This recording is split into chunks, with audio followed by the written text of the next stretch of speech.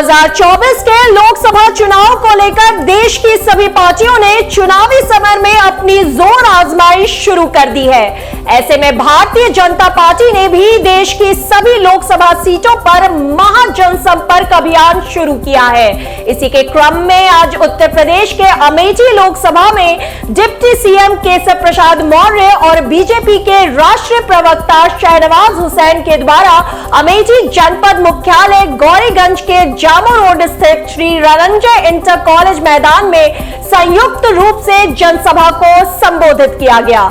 जनसभा से पूर्व दोनों नेताओं ने स्थानीय नेताओं, कार्यकर्ताओं व जनता के साथ प्रधानमंत्री के मन की बात कार्यक्रम को सुना। तत्पश्चात मंच से बोलते हुए केंद्र में प्रधानमंत्री नरेंद्र मोदी के 9 साल बेमिसाल की उपलब्धियां गिनाते हुए कसीदे पढ़े और आने वाले 2024 के लोकसभा चुनाव में बीजेपी को बढ़ चढ़कर वोट देने के लिए जनता से अपील किया।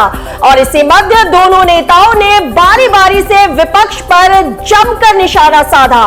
देखिए प्रजातंत्र टीवी की खास रिपोर्ट।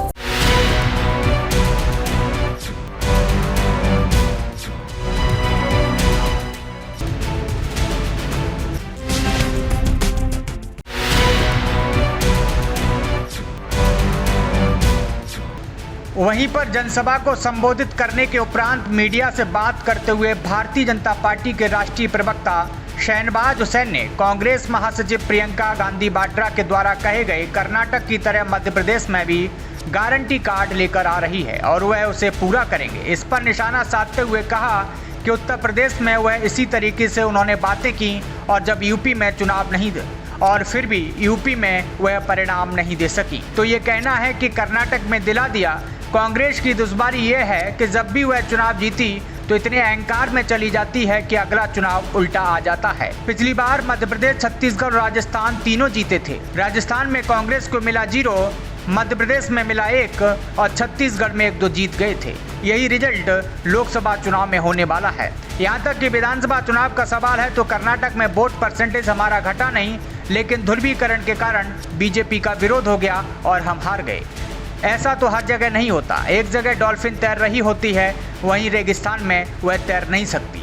अखिलेश यादव के ट्वीट का जवाब देते हुए शहनवाज हुसैन ने कहा कि दलित और अल्पसंख्यक मिलकर 2024 में सरकार बना रहे हैं। उन्होंने कहा कि जितने पिछड़े नेता बन रहे हैं ये लोग अपने जाति के नेता और हमारे भी जाति के हो जाते हैं। जब सत्ता आती है तो खुद बन जाते हैं।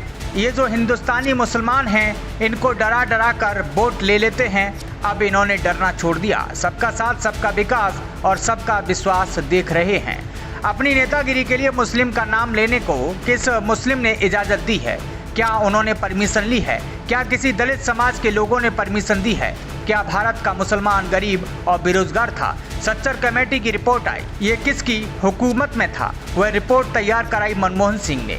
हुकूमत थी नेहरू जी, इंदिरा जी और राजीव जी, मनमोहन सिंह जी की। फिर भी मुसलमान गरीब और पिछड़ा क्यों रहा? इसके जिम्मेदार आखिर कौन है? यानी हुकूमत आप करें और मुसलमान गरीब हो जाए तो इसकी जिम्मेदारी बीजेपी पर डाल दें। हमने मंच से कहा कि हम किसी को छोड़कर नहीं चल रहे। जो इस देश के संविधान को मानेगा उसको बीजेपी सर माथे पर बिठाएगी। ब्यूरो डेस्क, प्रजातंत्र टीवी। आराम से भैया जनसंपर्क उसका 2024 के लोकसभा चुनाव को ध्यान में रखते हुए 9 साल पूरे होने पर महाजनसमर्थन से महाविजय के लिए भारतीय जनता पार्टी का कार्यकर्ता, अमेठी की जनता, प्रदेश की जनता, देश की जनता भी भाजपा के कार्यकर्ता की तरह तीसरी बार माननीय नरेंद्र मोदी जी को हिंदुस्तान का प्रधानमंत्री बनाना। भैया आप श्री राम को बहुत मानते हैं और जिस तरीके से आदि पुरुष में कहा गया है कि तेरे बाप का कपड़ा, तेरे बाप का तेल, और मनोज मुंतशिर जी अमेठी के रहने वाले हैं, इस डायलॉग को आप कैसे देख रहे हैं? देखिए, जो कोई भी चीज गलत होती वो गलत होती। अभी मैं उस फिल्म को देखा नहीं, इसलिए उस फिल्म पर रायबरेली को लेकर सर क्या प्लान है इस बार? अमेठी हो, रायबरेली हो, 80 के 80 में कमल खिलाने का प्लान है और क्या है। अखिलेश यादव कह रहे हैं कि पीडीए जो है वो 2024 में अखिलेश यादव जी के 4 हार के चौका वो लगा चुके हैं। अभी नगर निगम को जोड़ू तो 5वीं हार हो गई है। लोकसभा 24 के बाद सपा समाजवादी पार्टी। राजभर अपने साथ आ रहे हैं क्या? जब आएंगे तो आप